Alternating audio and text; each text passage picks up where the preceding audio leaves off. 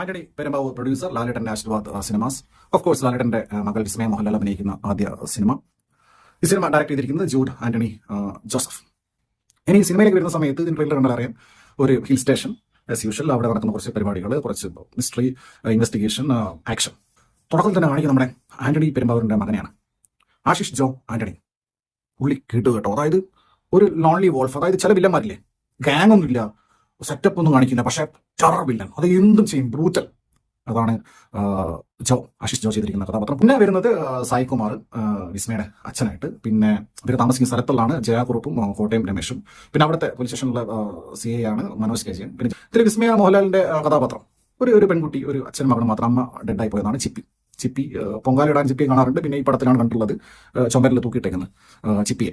പിന്നെ ഒരു സോങ് ഒക്കെ ഉണ്ട്, അത് ഒരു എസ്റ്റാബ്ലിഷ്മെന്റ് സോങ് ആണ്. ജെയ്ക്സ് ഒരു സിമ്പിൾ ചെയ്തൊരു സോങ്. അതായത് വിസ്മയുടെ ക്യാരക്ടറും വിസ്മയുടെ പാസ്റ്റ് ഒക്കെ കാണിക്കുന്ന കുട്ടിയായിരിക്കുന്ന സമയത്ത് കുട്ടിയുടെ കാസ്റ്റിംഗ് ഒക്കെ പക്കയാണ്. ഒരു ചബ്ബി കുട്ടി പെട്ടെന്ന് പോയിട്ടുണ്ട്. എസ്പെഷ്യലി ഇത് ഇൻവെസ്റ്റിഗേഷൻ പാർട്ട് മനോജ് KGN വന്നു, മറ്റവരെ വന്നു, കുറച്ച് കാര്യങ്ങളൊക്കെ ഉണ്ട്. അത് നൈസായിരുന്നു. അത് ഒട്ടും മടിപ്പിക്കാതെ വളരെ ഫാസ്റ്റ് ആയിട്ട് പടപടപടയെന്ന് പറഞ്ഞ് പോകുന്ന സിനിമയാണ്. വിസ്മയുടെ ആക്ടിംഗ് പറയുകയാണെങ്കിൽ കുഴപ്പമില്ല. ആ ക്യാരക്ടർ പുള്ളിക്കാരി ആപ്റ്റാണ്. ഭയങ്കരമായ ആക്ടിംഗ് ഡിമാൻഡ് ചെയ്യുന്ന സിനിമയല്ല. പുള്ളിക്കാരി അച്ഛൻ മകൾ ആ കോമ്പിനേഷൻ സായികുമാറായിട്ടുള്ള പുള്ളിക്കാരുടെ ചാമിങ് മനസ്സിലായി. വളരെ പ്ലസന്റ് ആയിട്ടുള്ള ഇന്റർവ്യൂവിൽ കാണുമ്പോൾ തന്നെ വളരെ പ്ലസന്റ് ആയിട്ടുള്ള ഒരു പെൺകുട്ടി, അച്ഛനും മകളും. അത് പുള്ളിക്കാരി നൈസായിട്ട് തന്നെ ചെയ്തിട്ടുണ്ട്. ഇതൊരു ടിപ്പിക്കൽ ക്ലീഷേ സ്റ്റോറിയാണ്, but well cooked. Jude Antony നന്നായി എടുത്തിട്ടുണ്ട്. ടെക്നിക്കൽ ടീമും കിടു ടീമായിരുന്നു, നല്ല സപ്പോർട്ടുണ്ട്. അത് കഴിഞ്ഞിട്ട് അങ്ങനെ പോയിക്കൊണ്ട് സിനിമയ്ക്കകത്ത് ലാലേട്ടൻ ഉണ്ടെന്ന് ഓൾറെഡി ട്രെയിലർ കണ്ട് നമുക്കറിയാം. ഓൾറെഡി ലാലേട്ടൻ ഉണ്ടെന്ന് എല്ലാ സ്ഥലത്തും പറഞ്ഞിട്ടുണ്ട്. ലാലേട്ടൻ എൻട്രി പറഞ്ഞാൽ സിമ്പിൾ എൻട്രി. കിട്ടുമായിരുന്നു, ലാലേട്ടൻ വരുന്നു, ലാലേട്ടൻ ഒരു മോട്ടിവേഷണൽ സ്പീച്ച് പോലെ ലാലേട്ടൻ സംസാരിക്കുന്ന സിനിമയുടെ അടുത്ത്. ആ സെറ്റിംഗ് നന്നായിരുന്നു. അവർ കാണുന്ന സ്ഥലം അത് ആന്റണി പെരുമ്പാവൂരിന്റെ ഹോട്ടൽ, ആന്റണി ഹോട്ടലിനെ എഴുതി കാണിക്കുന്നത്, പെരുമ്പാവൂരിന്നില്ല.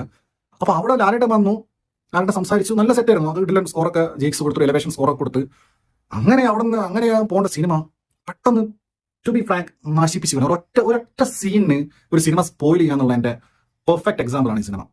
ലാലേട്ടൻ ആരാ നമുക്ക് ഇവർ ഈ സിനിമ കൂടെ കാണിച്ചു തരണം, അല്ലെങ്കിൽ ലാലേട്ടൻ ഫൈറ്റ് ചെയ്യും, അല്ലെങ്കിൽ ലാലേട്ടൻ ഓറയുണ്ട്, ലാലേട്ടൻ മാസ് കാണിക്കും. ഇതൊക്കെ കാണിക്കാൻ വേണ്ടി എടുത്ത സിനിമയാണോ? അതല്ല, ഇത് വിസ്മയുടെ സിനിമയാണ്, ആ ക്യാരക്ടറിന്റെ സിനിമയാണ്, ആ ക്യാരക്ടറിന്റെ ജേണിയാണ്, ആ ക്യാരക്ടറിന്റെ സ്ട്രഗിൾ ആണ്, ആ ക്യാരക്ടറിന്റെ എക്സിസ്റ്റൻസ് ആണ്, അവരുടെ ഫൈറ്റിംഗ് ആണ് ഈ സിനിമ. അതിനകത്ത് ലാലേട്ടൻ വന്ന് ഡയലോഗ് അടിച്ചു പോയി. ശരി, ഇത് ഹൃദയപൂർവ്വ സിനിമയിൽ ഇതുപോലെ ഉണ്ടായിരുന്നു. സത്യകാന്തിക്കാട് കാണിച്ചത് ലാലേട്ടനെ ഫൈറ്റ് ഏത് ബൈപ്പാസ് കഴിഞ്ഞ് ഹാർട്ട് പേഷ്യന്റ് ആയിട്ടുള്ള ലാലേട്ടൻ ഫൈറ്റ് ചെയ്യുന്നു. ആ സിനിമയിൽ പിന്നെ ഒപ്പിക്കുന്നത് ഇതിൽ വളരെ മോശം എന്ന് പറഞ്ഞാൽ ഇത്രയും മോശം ഒരു സീൻ അവിടെ കൊണ്ടുവച്ചത്.